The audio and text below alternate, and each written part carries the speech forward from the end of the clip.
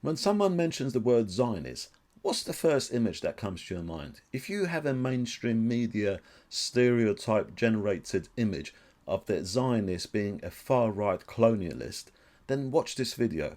I've just come back from a trip to Israel, and this video may change your mind about what a Zionist is.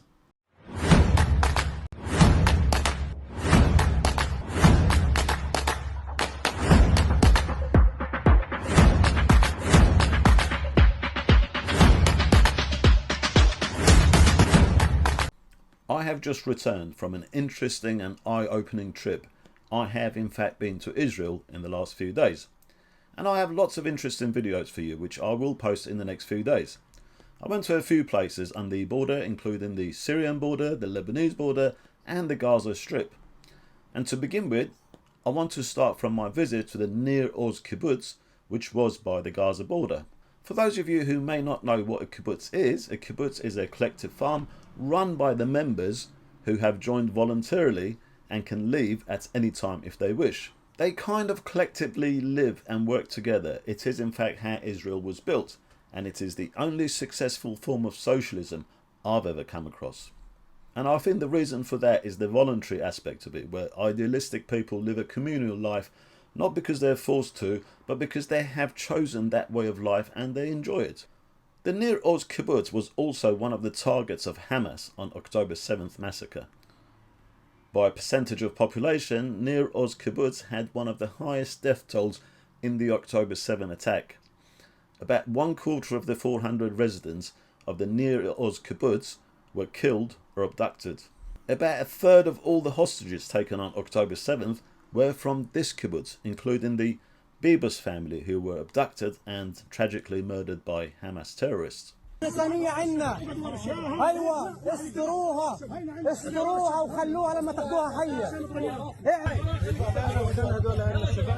Oded Lifshitz, the Israeli journalist and peace activist in his 80s, was also abducted from the Nir Oz kibbutz and killed.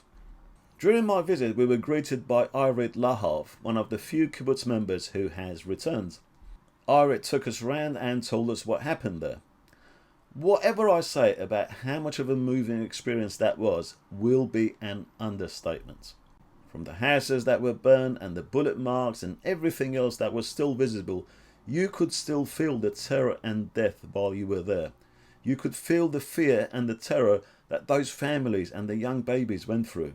I don't think I can do a video to describe the terror, but the reason I want to start my videos of the trip to Israel with the trip to Nir Oz Kibbutz is because I'm hoping that at least some of these pro-Palestine protesters will watch this video, not just for the harrowing individual stories of the victims, but because I think the activists in the West may have a mainstream generated stereotype image of what a Zionist is. I think many people in the West may imagine a kibbutz Zionist as some far-right colonialist type, and maybe they will be surprised to find that someone like Irit and many like her in these kibbutzes are as left-wing and liberal as they come.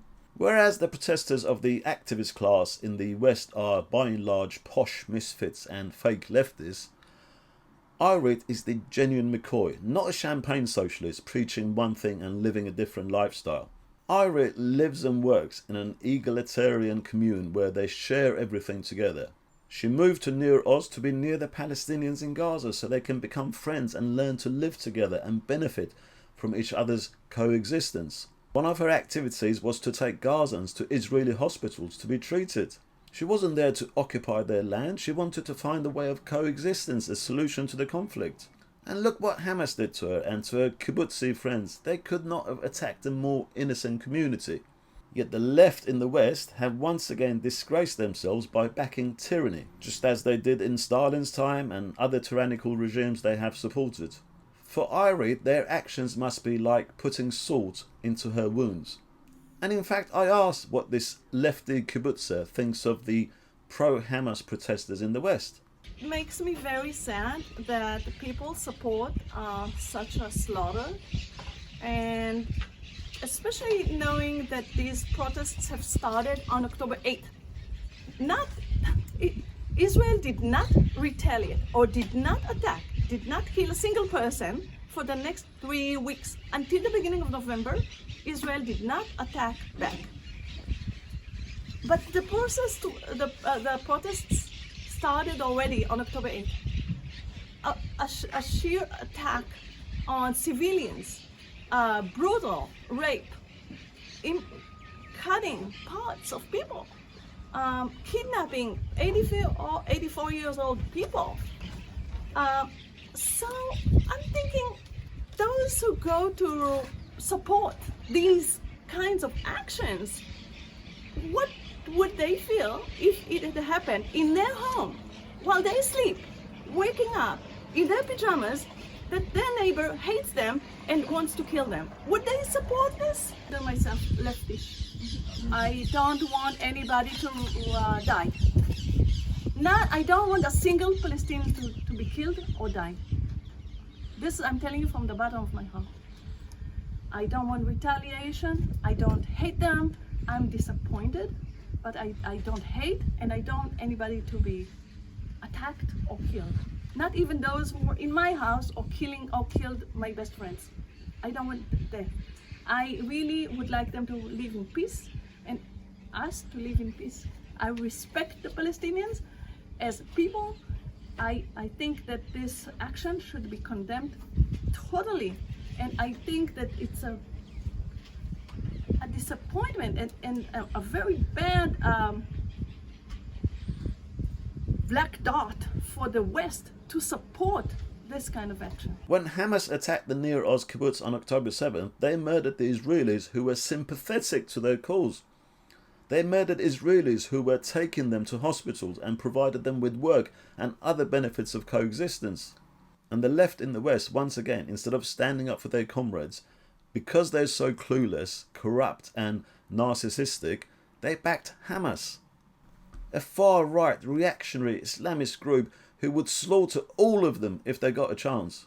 And another thing that was of interest to me was this notice dated October 7th, the same day that the massacre happened. This notice was still on the notice board at their community hall. You know what it was? This was the demonstration against the government for the trying to change the legal system of Israel, which they partly succeeded. Seriously, the left in the West have lost the plot. They're on the wrong side of the history. Mark my words, they will feel ashamed when their children find out they stood behind the far-right reactionary Hamas terrorists. Eternal shame on the left in the West. Because yet again their blind hatred for the West and their compulsive need to oppose their own societies, the left in the West have made common cause with fascists cloaked in religious garb, and history will remember them not as defenders of justice, but as willing apologists for the butchers of the innocent. Let me know your thoughts. Was Irit the sort of typical Zionist that you expected? Is that what you imagined in your mind? Or was that an eye-opener for you too? If you found the video interesting, please do the usual things, like the video, share the video, and subscribe to the channel if you haven't. See you till the next video.